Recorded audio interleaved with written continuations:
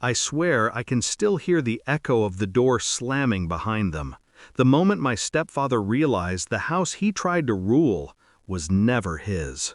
That sound was my freedom. But it didn't start there. It started the night he said, "In my house, we follow my rules." My house. Those two words slid under my skin like a blade.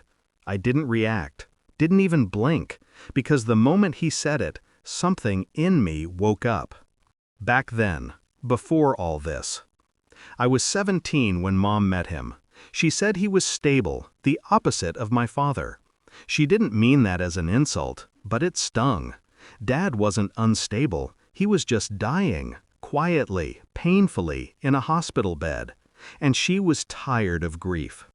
My stepfather came in polished, smiled big, called me champ, pretended to care about the house Dad left me, not because he respected it, but because he saw its value. I didn't know that then.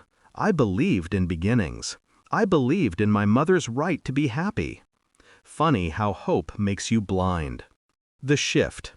It started small. His kids, 3 of them, dumped their backpacks in the hallway like the place was a public shelter. He parked in Dad's spot because the shade was better there. He rearranged the living room, then the kitchen.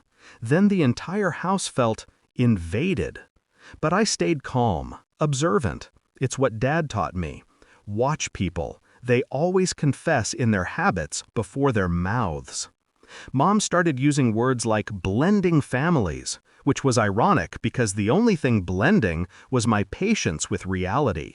The breaking point came 3 months ago, when I found his oldest daughter in my father's study. Door unlocked, drawers open, papers scattered across the floor. She froze when she saw me. "I was just looking for Wi-Fi passwords," she lied, shaking. No one needs to open a locked drawer to find Wi-Fi. That was the night I noticed a pattern, a plan, one that wasn't mine. The evidence. The real confirmation came in the form of a legal document, a printed checklist of steps for co-ownership restructuring.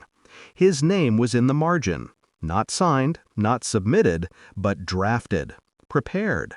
He wanted half my property, my father's property. That was when the grief turned into steel. I didn't confront him. He wanted emotional fireworks. He wanted to paint me as unstable. He underestimated how silent I could be. I let him keep thinking he was winning. Planning the revenge. First, I checked the deed. Still 100% in my name. My stepfather never realized that Mom never married him legally. She just didn't tell him that the paperwork never went through. He assumed the ring was enough. I used that. I updated the will, the ownership documents, everything. I met with a lawyer my father trusted. I changed the locks on the study. I secured every document he could ever use against me. Then I waited. Revenge isn't loud. It's patient. The moment. It happened on a Sunday afternoon, at the dining table. His table now, at least he liked to think so. He was lecturing me about family responsibilities, about respecting authority. He spoke like a king addressing a disobedient subject. I let him finish. Then I pushed a brown envelope across the table. Calm.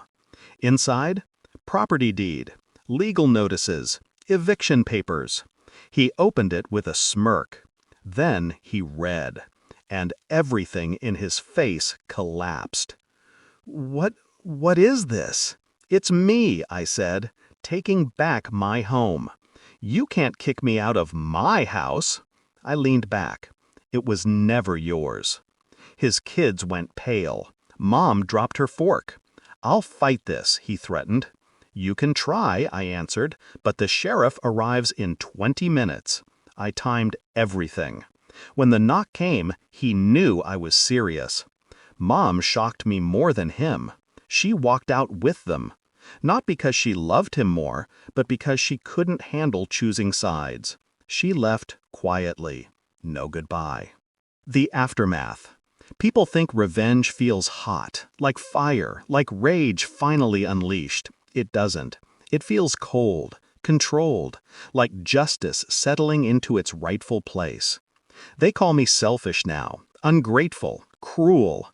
But here's the truth. My father didn't leave me a house. He left me a backbone, and I finally used it. Now, when I wake up, the house is silent. Not empty, just honest. Mine again. Some nights I wonder if Mom regrets walking away. Other nights, I realize it doesn't matter. You can't save someone who chooses their own blindness. My stepfather thought he owned my home. He learned, painfully, that I don't lose what my father left me. Not to a stranger, not to a parasite, not ever again.